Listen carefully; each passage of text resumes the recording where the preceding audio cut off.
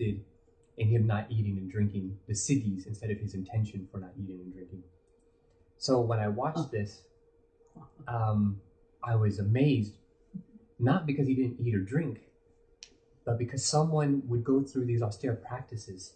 And I wondered why someone would go through these practices that I'm sure were painful.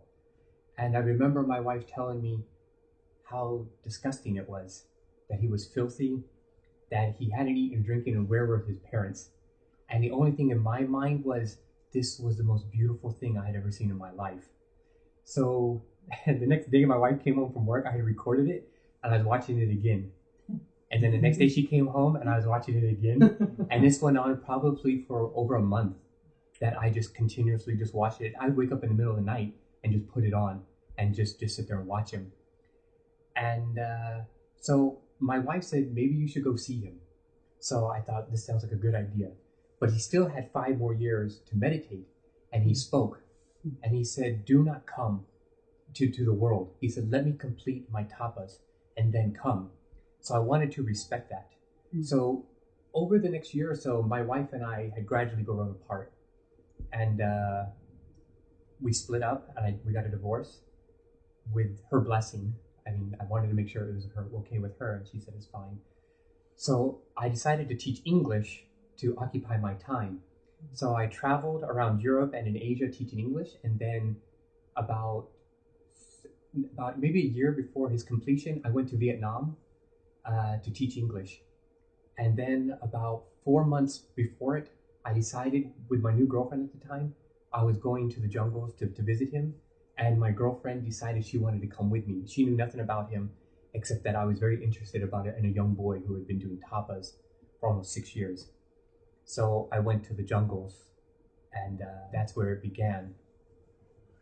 So when I got to the jungles, this is where Dharma Sangha had been for the 10 months in the tree. And this was taken, I think, probably about 8 months into his meditation. When I got to the jungle, I was able to meet him because I had gone to Kathmandu and I'd met a man who was a disciple of his. So I got there, I didn't know anybody, and I got online and I found somebody who had been to see him. So his name was Dawa. So I called this man up. He came and met me and my girlfriend Millie, and we drove back to his house. And he said, in about 2 weeks, we'll go see him. Well, that night, his daughter died. And it was for a few minutes. She stopped breathing, her heart stopped, and she went blue and cold. So they ran her to the hospital, and they came back at 2 o'clock in the morning, and he came in and he woke us up and he said, pack your stuff, we're leaving tonight to go receive blessings from him. So the doctor said that she had a hole in her heart. So they were going to do an operation later. So we arrived in the jungle at 9 o'clock in the morning, and he came out from his tree, and he came into a little room. This is the moment I met him for the first time. So in the car ride, I told her how I dreamt of him. I just longed to be with him for the last almost 6 years. And I told her I was going to give him a hug. When I saw him, she said, you won't be able to touch him. And she was right. When I walked into the room, I had every intention of touching him. I wanted to feel him, to see if it was real, this person I dreamed about for so long. And this moment when I bowed down, I held his gaze for about 10 seconds, and it was the first time in my life I looked into somebody's eyes and there was nothing. I had met a lot of beautiful teachers in my life, but this was something extraordinary. I try to describe to my family that it was like looking through 2 keyholes into an ocean, but not even a drop vibrated on that ocean. It was complete stillness. And I shook, I started to cry, and I turned around to walk out of the room, and a monk in there called Khenpo Sonam Gyalme said, do you have a question? And I was very philosophical. I'd studied different traditions, and I sat down, I said, I thought I had a million questions, like how big is the universe? One of these silly questions. And the only thing that came to my mind was, I asked him if he could bless my mother. And he said yes. And then I turned around and walked away. So I spent the next 4 weeks in the jungles with him, observing him. Those 4 weeks came from a very Tibetan Buddhist kind of lineage between a disciple and a guru, because I was thinking he might have been my heart guru. So I thought I'm going to stay with him, analyze him, study him, and see what he was about. And one day there was a picture of him posted on a tree somebody had put, and I'd walk by it, and a voice in my head said it's time, and I knew exactly what it meant, that I was going to ask to become ordained under him. And prior to this, for the last 3 years, I had gone to different schools, different lineages, and I kept telling these monasteries or ashrams, I'm going to be a monk.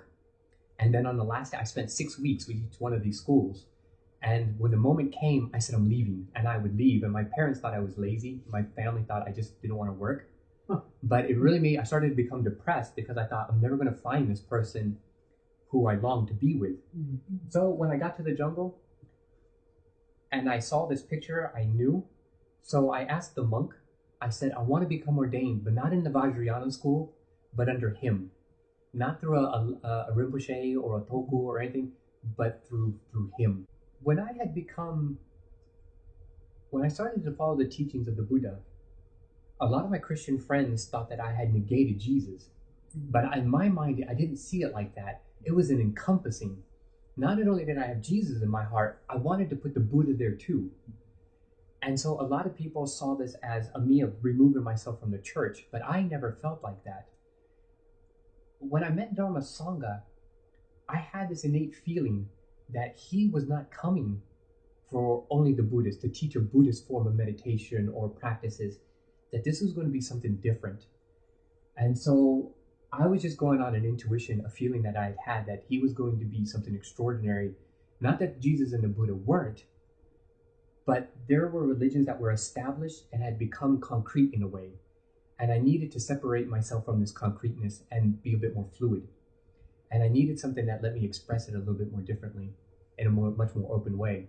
So with him, it was definitely just a feeling that it had to be through him. So when I asked to become a monk, he had agreed and said yes. And then it was about a week later, they came to my tent and said that it's on a full moon. He said, it's time. So this is the day I shaved my head, or one of my young brothers did this. And we went out to the jungle and we had a ceremony, and I took my refuge in him, in a Dharma Sangha. Because Dharma Sangha is not his name, it's what he is. Just as the Buddha, it wasn't his name, it is what he accomplished. He was awake. Dharma Sangha doesn't mean a person, it means his level of enlightenment. To sum it up from my own perspective, the way I perceive a Dharma Sangha is that the Dharma is all Dharmas. The Sangha is every living being in the entire existence of all the realms of existence. And like Ganganath was talking, the plants, it includes the plants. Dharma Sangha said this isn't about humans and about animals. It's also about the flowers, the trees, the bushes. It's everything. So a Mahasambodhi Dharma Sangha is literally all gurus in all realms of existence coming into one being. He said what has come to this world is a Guru Marga. He said the Guru Marga of a Dharma Sangha will embrace all forms of philosophy to bring them to the one philosophy of loving kindness. He said, in order to know the Guru Marga, one must embrace the Maitri Marga. That is the path of loving kindness. He said, no Dharma in the world, no matter what practice you do, will not come to fruition unless the heart is absolutely and completely 24 hours a day, every moment, merged with the essence of loving kindness. It has to be merged. Everybody seems to understand this differently. The Hindus see him as the Kalki avatar. The Buddhists see him as Maitreya Buddha. He doesn't say whether he is or he isn't. He just simply lets you, whatever it is you believe in your heart, then it's up to you however you choose to perceive him. But he said on the path of loving kindness, nobody is excluded. We had Hindus, because he's surrounded by lamas of the Tibetan tradition, and I'm even dressed as a lama.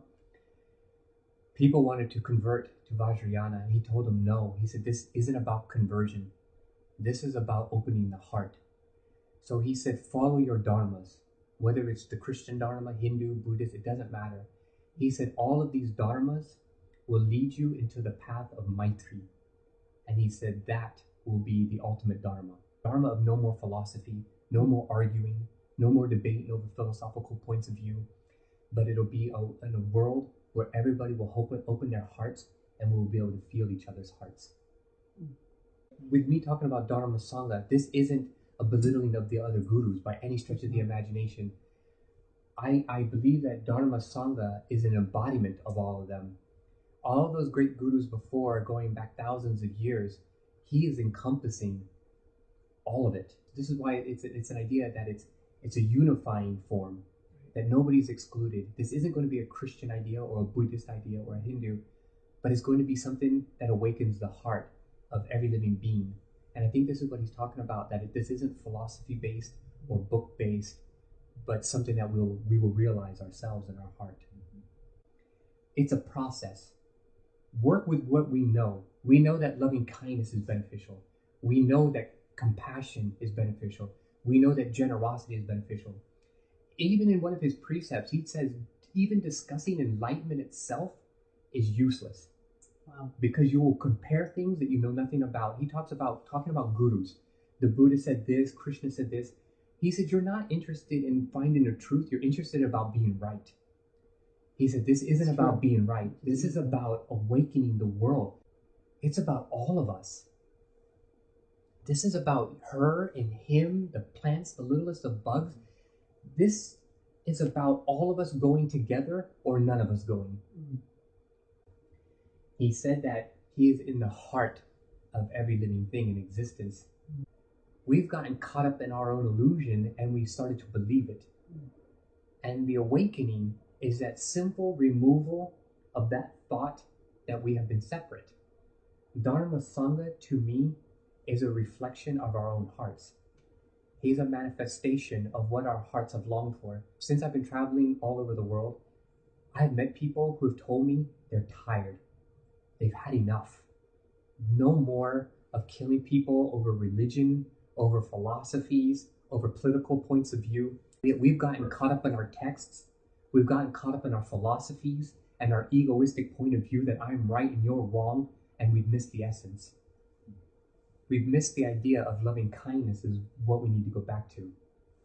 We have done as human beings through our egos, done a fantastic job, almost brilliantly done a wonderful job of separating ourselves and killing each other over our face. So for me now, my brother, who's also become a teacher to me, told me one day, I got confused. I said, I don't know what to do. He said, you don't know? I said, no. He said, your job is to become a blank canvas again. That's great. And I thought to myself, that's it. Rid myself of all this stuff I thought I knew by studying 12 years of Buddhist philosophy. I must have read literally 500 books on Buddhist philosophy. And if anybody who studied the Buddhist philosophy, it is extensive and it is profound. I needed to rid myself of everything that I thought I knew and simply go to the essence of what the Buddha was teaching. And he was teaching to open your heart. And so that's what I don't know what I've come to do, but I've just met these two beautiful people here. And I definitely think that we've been talking to everybody we meet. And I've been just recently, for the last 5 weeks, I've only been here 4 days. I've been traveling around California in yoga studios, ashrams, monasteries. And people say, why are you here? I've said, I'm simply here to share my heart with you. That's it. I'm not here to debate you. I don't want to know about the Atma. I don't want to know about Paratma or Atma. I don't know it. I don't claim to be enlightened. I know nothing about Buddha. I know nothing about Jesus. But like Dharma Sangha said, I do know that loving myself has been a huge benefit to me to learn how to love my brothers and sisters. And that's the only thing I know. And so that's what I'm sticking with. The day I learn about my enlightenment, I'll teach that. But as of right now, I don't know anything other than just that simple thing of what it means to be kind.